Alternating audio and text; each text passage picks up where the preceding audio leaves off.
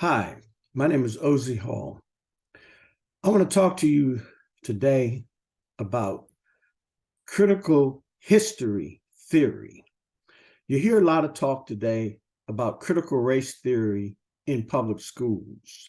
And there's a big conservative movement to ban critical race theory and to not talk about Black history in public schools and not talk about issues like race relations in public schools and to not engage in talking about things that may make white children feel guilty. So we hear a lot of talk about this surrounding this issue that they have created called critical race theory. I'm talking to you about something different, distinguishable from critical race theory. It's called critical history theory. Critical history theory was organized by the University of Gottingen.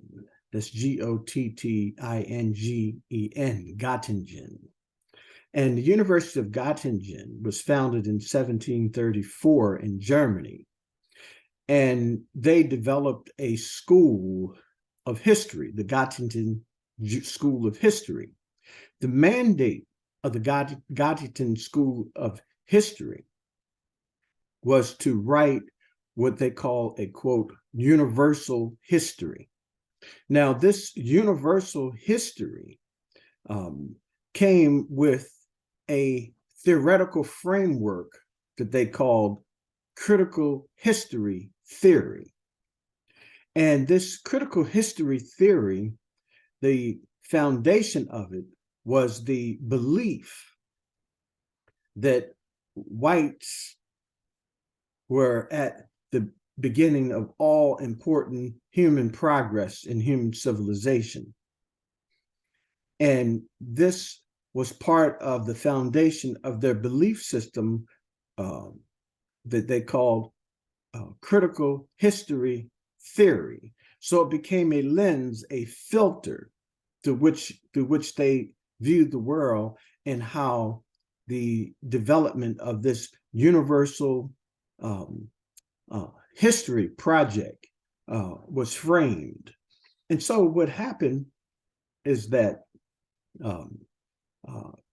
this became popular and caught on in a number of colleges and universities and became a school of thought among many European countries and also later in America. And this universal history theory was in part precipitated by a number of independent European scholars who did examinations of ruins in ancient Egypt. And they said that, for example, Count C.F. Volney wrote in his book, Ruins of Empires, that the ruins of the Nile showed and demonstrated the fact that this civilization was developed by Black people in Africa, and that this early Nile Valley civilization was the foundation for the principles that govern human society today. That they developed the math and science, they developed the architecture, the building systems, they developed the medical technology, they developed the first writing scripts, they developed the astronomy, they developed the principles, the basic principles and foundations of human civilization, and they were responsible for one of the most prolific and longest lasting civilizations in human history.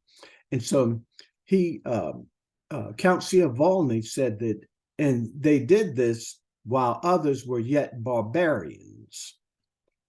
And so this was the general thinking of those people that were independent scholars across Europe who were doing analysis of the actual historical evidence. So shortly after the statements and the publication of the book entitled Ruins of Empires by Count C.F. Volney, the Cambridge University, using the universal history concept fueled by or governed by this critical history theory, developed a school called Egyptology. And so this developed the beginning of the so-called science of Egyptology. And it was organized by the Champollion, the first so-called Egyptologist. And one of the things that the School of Egyptology school, one of the things that it did was it went back and it examined the evidence that was used for Count Volney to come to the conclusions that he came to, and so many other independent European scholars that said that these were Black people that developed this civilization. What they did was they created a classification system that had been developed through the Gottingen School of History that they used as a framework to say and classify that these Black people were actually Caucasians. And therefore, because they were Caucasians, they would be classified as white. So they're not Negroes is the way that they cast it and framed it. So what they did was, with the stroke of a pen, they refuted the evidence, the solid evidence to show that this was a Black developed civilization. And by claiming that these people were Caucasians, by creating a classification system to make them Caucasians and put them in a Caucasian category, which was a false, it was just a lie that they created and made it sound academic. And they then classified these people as white. And so this was one of the first major things that took place with this system called critical history theory, and in the writing of a so-called universal history. There was a scholar, Johann Friedrich Blumenbach, who in the late 1700s developed this classification system saying that humans are divided into multiple groups, and he believed in what's called a polygenesis, that people didn't descend from a single pair of genes or a single couple, that humans developed from multiple different sources, and that there were therefore different species or groups of people. And he said that there were, the classifications were white, yellow, red, brown, and black.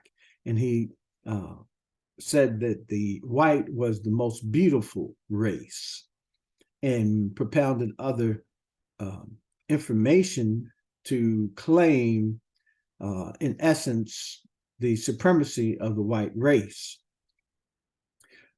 There also was 3 other scholars that came forth, and they developed a classification system saying that humans descended from the 3 sons of Noah, Shem, Ham, and Japheth, and that the 3 major races were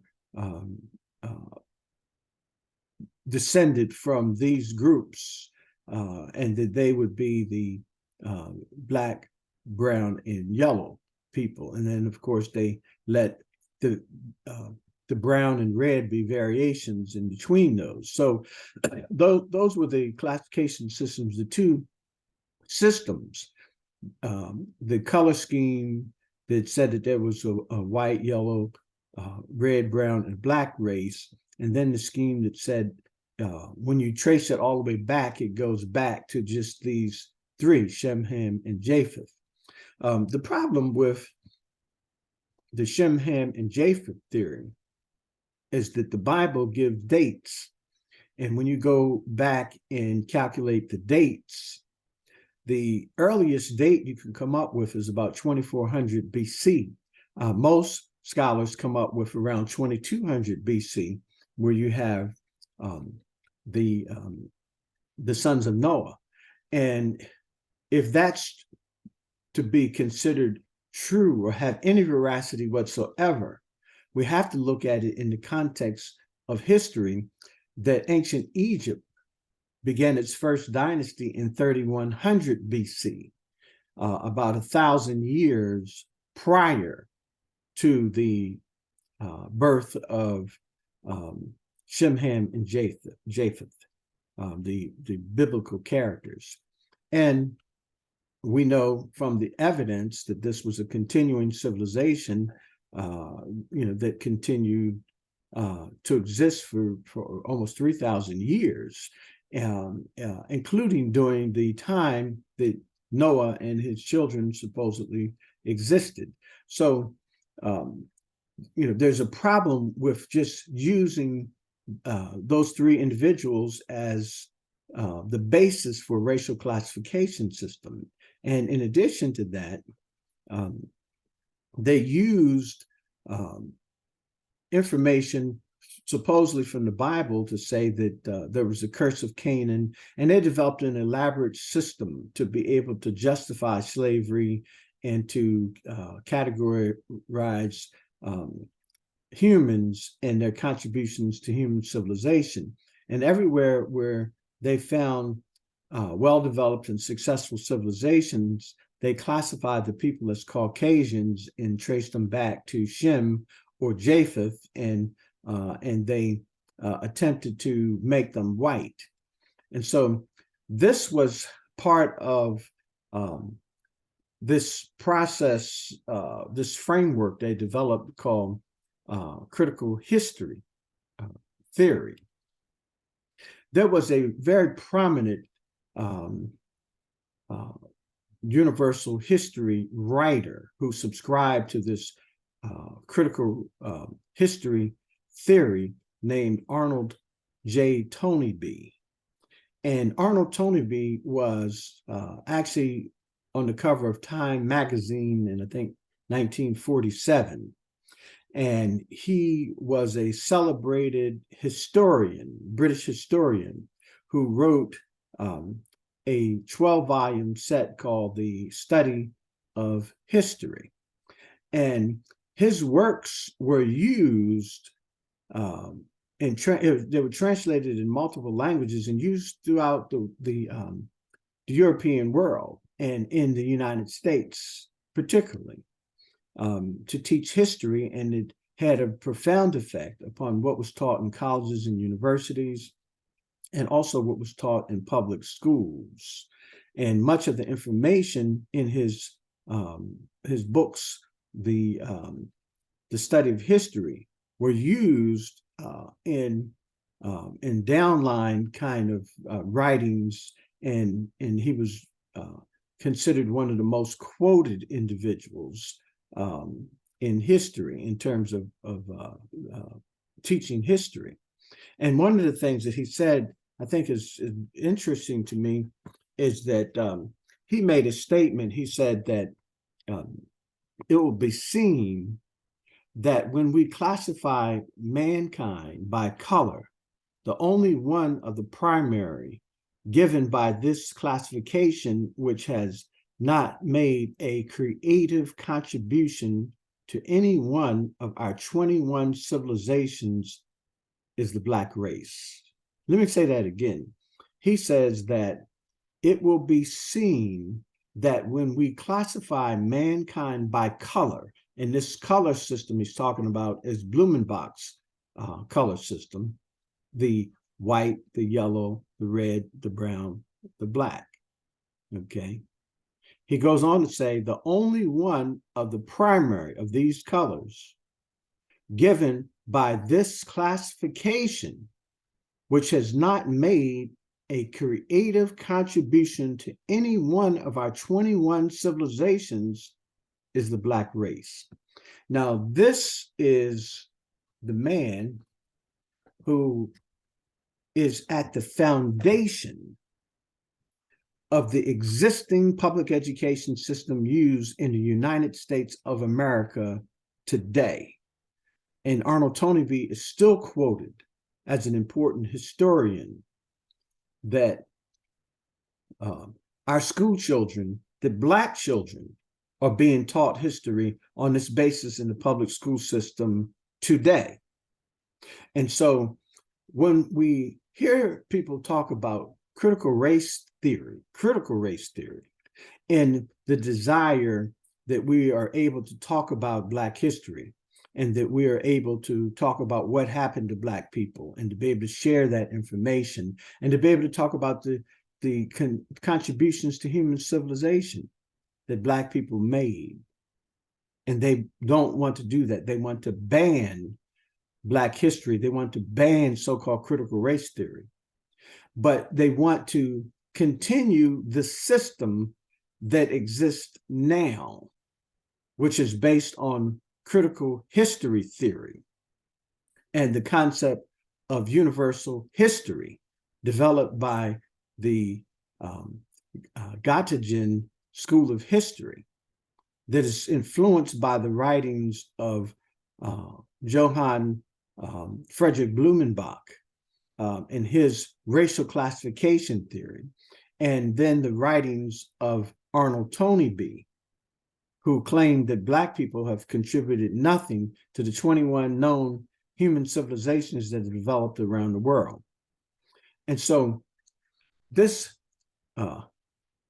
propaganda scheming that they developed to promote lies and teach our children outright lies in the public education system. And they are now arguing openly to maintain that system.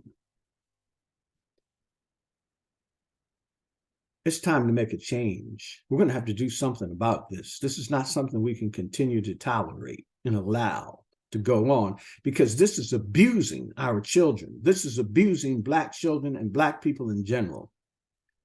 And it can't continue. And when we go to the evidence and look at Arnold Toynbee's statements, we can go back to the writings of Count C.F. Volney and the proofs that he showed to show that the ancient Egyptian civilization was a Black achievement, that it was the foundation of it. Its entire high culture was developed under Black leadership and among Black people before it became a cosmopolitan place, and other groups started to come in and settle there, and they were accepted there, and they also invaded the country and later took credit for some of the things that were achieved. But the empirical research and evidence shows it was a Black civilization. We can go to the Olmec civilization and find the very clear evidence that the Olmec civilization was an African civilization of Black people with so-called Negroid features that was developed in the Yucatan Peninsula in the Americas, in Central America. And we can look at the evidences around the world and know that Arnold Toynbee is simply just a liar. He's a celebrated white supremacist liar. And the information that is now used in the public education system is based upon his writings and what he taught. And this is what is taught in our public education system. And so that's why you can go all the way through school and they never tell you that the ancient Egyptians were Black people that developed all 79 pyramids, that there was Black people that developed the first medical texts and medical technology, and that a Black man named Imhotep was worshipped by the Greeks as the god of medicine, whom they called Asclepius. They don't tell us about the the fact that the first 5 writing scripts were developed by Black people. They don't tell us that Black people had an atomic theory. They had a heliocentric view of the solar system. They had charted many of the planets, and they developed precise mathematical calculations that enabled them to build pyramids and other major building structures. And they developed the numerical system that we sometimes now call Hindu or Arabic numerals, 0, 1, 2, 3, 4, 5, 6, 7, 8, 9. This was an African numerical system that they found in the first step pyramid of Saqqara, and that this system predated its appearance in any Arab or Hindu cultures. And so when we began to examine the facts and look at the lies that have been used in public education system and that we have been subjected to for many, many years, it's time for us to become independent. We need to develop our own home study courses on Black history. We need to develop our own system of talking about our history and our culture and sharing who we are and our history and our common issues among ourselves. Because what we're dealing with right now is racism has resurrected itself, and we are directly under attack by white supremacists. So, I mean, we hear people like Ron DeSantis claiming that, that America, was the first to abolish slavery and all. That's a lie. It's not true. When we begin to start looking at some of the facts, they all just simply keep engaging in just outright lies and misinformation campaigns to try to mislead us, And so we even have like the Republicans and conservatives telling us that, that the Democrats are responsible for taking the Black man out of the home. And you have some Black conservatives parroting this misinformation. If you look at the actual facts, the Aid to Dependent Children legislation was part of the 1934 Social Security Act, and it funded aid to dependent children programs, welfare.